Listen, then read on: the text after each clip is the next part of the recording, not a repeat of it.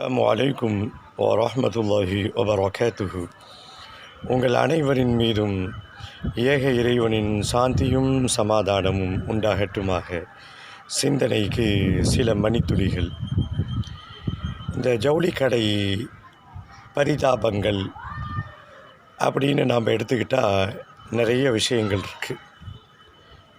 பல ஜவுளி கடைகளில் அங்கே விற்பனை செய்யக்கூடிய பிரிவுகளில் இருக்கக்கூடியவர்களுடைய ஒரு பக்கத்தினுடைய சோக கதைகள் ஏராளம். அதில் நாம் எல்லாமே சேர்ந்து அந்த விற்பனையாளர்களை அந்த படுத்துகிற பாடுறதுக்கே கொஞ்சம் நஞ்சம் இல்லை. ஒரு சட்டை எடுப்போம், கிட்டத்தட்ட ஒரு 50-100 சட்டையெல்லாம் பார்த்ததுக்கப்புறம் எல்லாம் களைச்சி போனதுக்கப்புறம் ஒரு சட்டையை எடுப்போம். அதுவும் குறிப்பாக தாய்மார்கள் சொல்ல வேண்டிய அவசியமே இல்லை. ஒரு மலை போல குவியலை குவித்து வைத்துவிட்டு, நான் நினைத்தது இதுவல்ல, நாங்கள் எதிர்பார்த்த கலர் இது இல்லை அப்படின்னு எடுக்காமல் போயிடுவாங்க.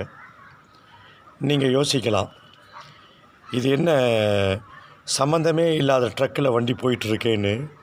சம்பந்தம் இருக்குது உறவுகளே. அப்படி ஜவுளி கடையில் நம்முடைய இம்சையால் பாதிக்கப்பட்ட விற்பனையாளர்கள் பல நேரங்களில் டென்ஷன் ஆகுவதுண்டு. நீங்கள் கூர்ந்து கவனித்திருக்கலாம். ஒரு அரை மணி நேரம் வேலையை வாங்கிட்டு நீங்கள் எடுக்காமல் போயிட்டீங்கன்னா அவர்கள் உதடுகள் அசையும். அந்த வைப்ரேஷனை வச்சு அது எதெல்லாம் முடிகிறது அப்படின்னு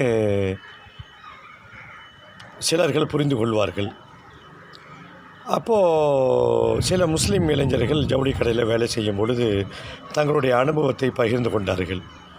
சில கிராக்கிகள் வருவாங்க, கிட்டத்தட்ட 1 மணி நேரம் எல்லாத்தையும் பார்த்து எதையும் எடுக்க மாட்டாங்க.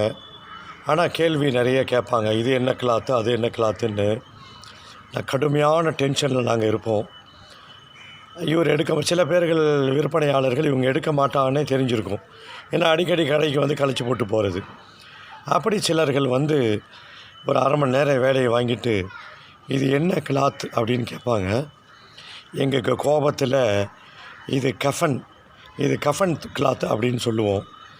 வந்திருக்கவங்களுக்கு கஃபன்னா என்னன்னு தெரியாது. அப்போது கோபத்தின் வெளிப்பாடாக இது கஃபன் துணி அப்படின்னு சொல்லுவோம். இங்கே நாம் பார்க்குற மெசேஜ், அவங்களுடைய வயிற்றெரிச்சலில் வெளியில் வந்த அந்த கோபத்தின் விளைவாக வந்த அந்த கஃபன் இருக்கே, இது எல்லோரும் வருங்காலத்தில் அணியக்கூடிய ஆடை என்பதில் ஓரளவுக்கு அவங்க உண்மையை தான் சொல்லியிருக்கிறாங்க. இது போன்ற நற்சிந்தனைகளை புகட்டக்கூடிய செய்திகளை கேட்போம். இறை உணர்வை பெறுவோம், இறை அருளை பெறுவோம்.